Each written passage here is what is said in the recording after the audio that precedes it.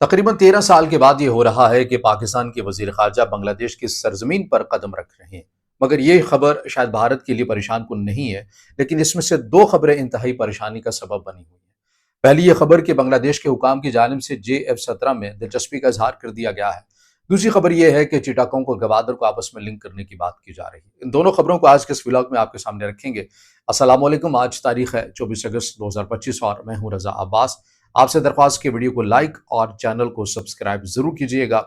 پہلے بہت تیزی کے ساتھ یہ سمجھ لیتے ہیں کہ 2012 کے اندر پاکستان کی وزیر خارجہ ہینا ربانی کھر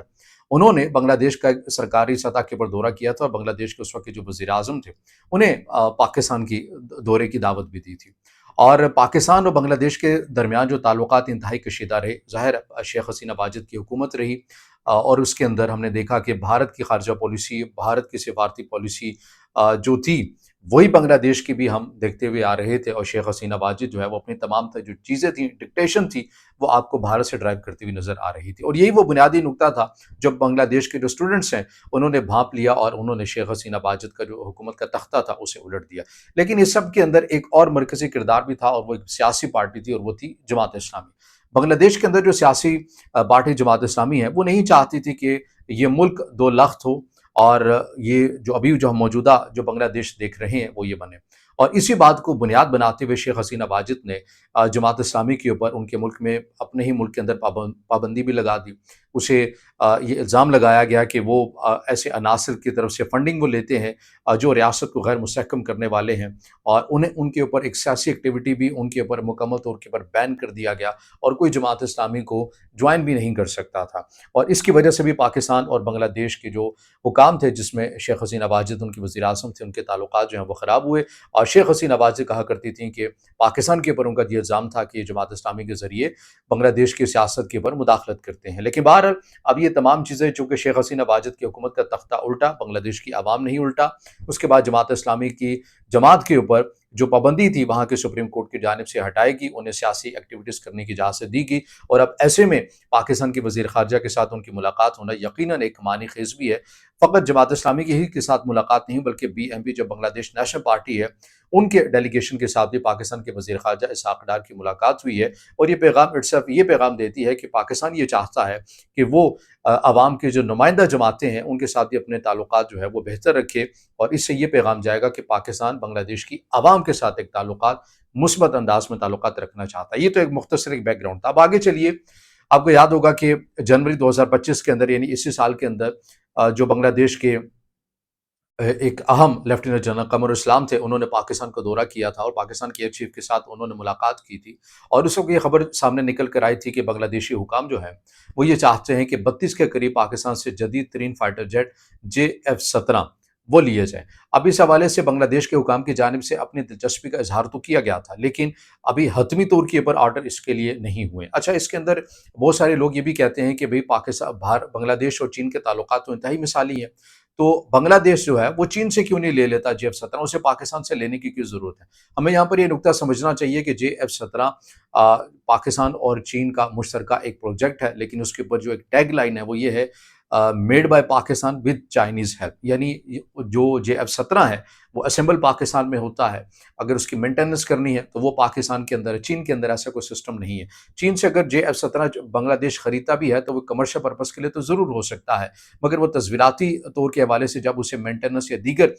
فنکشن یا کسٹمائز کرنے کی بات آئے گی تو اسے دوبارہ پاکستان کے اوپر ریلائی کرنا پڑے گا، کیونکہ تمام تر مشینری، تمام تر جو چیزیں ہیں وہ پاکستان کے اندر ہی موجود ہیں۔ اسی لیے بنگلہ دیش یہ چاہتا ہے کہ وہ پاکستان سے JF-17 32 کے قریب کا جو نمبرز ہے وہ ہمارے سامنے آ رہا ہے، لیکن ابھی دلچسپی کا اظہار ہوا ہے، ابھی اس کو آگے بڑھنا ہے، کیونکہ اس کی وجہ یہ ہے کہ JF-17 پاکستان انہی ممالک کو دیتا ہے جس کے ساتھ وہ یہ سمجھتا ہے کہ اس ملک کے ساتھ ہم نے تصویراتی طور کے اوپر آگے بڑھنا ہے، لیکن بنگلہ دیش کے حکام کی جانب سے اپنی دلچسپی کا اظہار تو کر دیا گیا ہے، اب آگے اس مزید کو بڑھایا جا رہا ہے، مزید بڑھایا اس سینس میں جا رہا ہے کہ فقط آپ اس کو ایک شاپنگ کے اینگل سے نہ دیکھیں کہ بنگلہ دیش JF-17 دیکھے گا، بلکہ ایک تصویراتی طور کے اوپر شفٹ بھی چیک کریں۔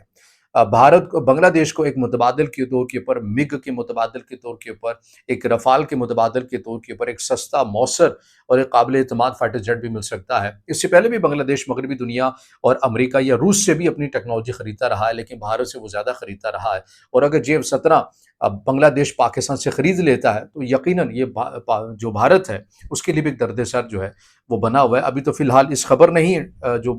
भारत है उसके लिए परेशानी जो है वो खड़ी की हुई है। अब मामला ये है कि इसके ऊपर भी हम बात कर लेते हैं कि ये जो बात की जा रही है चिटागोंग को गवादर को, देखिए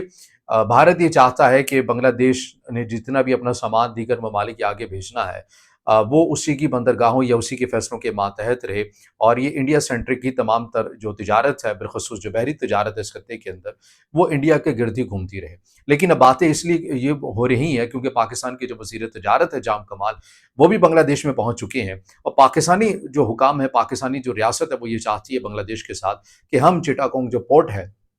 जो इंतहाई अहमियत की हामिल है, और उसके साथ जो गवादर है, इन्हें अगर आपस में लिंक कर दिया जाए तो इससे ये होगा कि जो बांग्लादेश की जो मसनूआत हैं जिन्हें अभी जो भारत के मातहत हैं या भारत के फैसलों का इंतज़ार करती हैं, भारत के ज़रिए मिडल ईस्ट या दीगर ममालिक तक जाती हैं, अगर गवादर के साथ उसको लिंक कर दिया जाए तो वो मिडल ईस्ट तक और दीगर ममालिक तक बड़ी आसानी के साथ चली जाएगी, और गवादर के ज़रिए कम वक्त में भी जाएगी और जो इतने वसाइल हैं वो भी नहीं लगेंगे। दूसरा फ़ायदा पाकिस्तान को भी है। पाकिस्तान ये चाहता है कि अगर चिटागोंग के ज़रिए हो जाए तो पाकिस्तान इससे जो दीगर जो खित्ता है एशिया का उसके साथ भी कनेक्ट हो सकता है और दीगर आगे ममालिक तक भी अपनी प्रोडक्ट, अपनी मसनूआत को पहुँचा सकता है। अब आपको ये भी मालूम होगा कि चीन और बांग्लादेश के ताल्लुकात जो हैं वो तो अच्छे हैं, और चीन ऑलरेडी ही चिटागोंग जो पोर्ट है उसके अंदर एक ज़ाहिरी ढांचे को तब्दील कर रहा है, उसके ऊपर बहुत तेज़ी के साथ काम कर रहा है, और जो गवादर पोर्ट है वो ज़ाहिर है सीपैक के अंदर भी शामिल है। तो ये बातें बहुत ज़्यादा की जा रही हैं कि हमने चिटागोंग पोर्ट और गवादर पोर्ट को आपस में लिंक कर देना है, ताकि ये जो हमारे वसाइल बहुत ज़्यादा लग रहे हैं और इंडिया भारत सेंट्रिक जो तिजारत हो रही है, बहरी तिजारत, हम इसको भी रोक सकें, और भारत का इस खत्े के अंदर जो एक गेट कीपर का रोल है, जो वो खुद को कहता है कि हमारा एक बड़ा कलीदी किरदार इस खत्े के अंदर, उसे भी इंतहाई शदीद किस्म का धचका पहुंचेगा। और यही वो दो बुनियादी खबरें हैं जो भारत के लिए इस वक्त दर्द-ए-सर बनी हुई है कि अगर ऐसा फैसला हो जाता है। बाकी ज़िमनन अगर हम फैसले देखें कि इस फैसले के अंदर जिस तरह बांग्लादेश के हुकाम की जानिब से पाकिस्तान के जो सरकारी एहलकार हैं, सिफारतकार हैं, उनके लिए एक वीज़ा के अंदर छूट दी गई है, वीज़ा फ्री किया गया है, और इसके अंदर अब अवामी सतह के ऊपर भी बातें की जा रही हैं कि पाकिस्तान की अवाम और बांग्लादेश की अवाम के लिए भी ऐसे ही जो प्रोसेस है उनको उनका आगाज़ किया जाए, ताकि दोनों सतह के ऊपर दोनों ममालिक के अंदर जो अवाम के साथ राबता है वो भी एक मजबूत उसको रिश्ते के अंदर तब्दील किया जाए। लेकिन ये अभी करना क़ब्ल अज़ वक्त होगा, लेकिन सरकारी सतह के ऊपर अफसरान ने कर दिया है। इसके साथ साथ GF-17 की बात है, चिटागोंग गवादर पोर्ट को लिंक करने की बात है, तिजारत को मज़ीद बढ़ाने की बात है। तो आप ये कह सकते हैं कि शेख हसीना वाजिद के जाने के बाद पाकिस्तान और बांग्लादेश के जो ताल्लुकात हैं वो इस वक्त मिसाली मोड़ के ऊपर आपको और इंतहाई बेहतरीन मौक़ों के ऊपर नज़र आते हैं, और पूरे आलमी मंजरनामे के अंदर देखिए कि पाकिस्तान इस वक्त ख़ारजा अमूर के ऊपर आपको उभरता हुआ और इंतहाई कलीदी किरदार अदा करता हुआ नज़र आता है। चाहे पाकिस्तान के ताल्लुकात अमेरिका के साथ हों, चाहे पाकिस्तान के ताल्लुकात चाइना के साथ हों, चाहे पाकिस्तान के ताल्लुक मगरबी ममालिक के साथ हों, चाहे पाकिस्तान के ताल्लुक रशिया के साथ हों, चाहे पाकिस्तान के ताल्लुक सऊदी अरब के साथ हों, ईरान के साथ हों, दीगर ममालिक के साथ हों, तो आपको एक कलीदी किरदार इन दिनों पाकिस्तान के लिए आपको उभरता हुआ, बनता हुआ नज़र आता है। अब इससे पाकिस्तान के जो मौजूदा हुकाम हैं, वो किस हद तक फ़ायदा उठाकर रियासत पाकिस्तान को, अवाम पाकिस्तान को किस तरह से फ़ायदा दे सकते हैं, बहरहाल इसका फ़ैसला आने वाली तारीख़ ही करेगी, आने वाले दिन ही करेंगे। तो ये वो अब तक की अपडेट है जो इस खत्े के लिए इंतहाई अहमियत का हामिल होने जा रही है, जिससे जुड़ी जो अपडेट्स हैं वो आपके सामने रखी हैं। अब आपका इससे कोई जुड़ा कोई सवाल है तो ज़रूर कमेंट में कीजिएगा, या फिर आप अपनी राय का इज़हार करना चाहते हैं तो वो भी आपने कमेंट में करना है, वीडियो को लाइक करना है, दोस्तों तक शेयर करना है, और चैनल को सब्सक्राइब भी।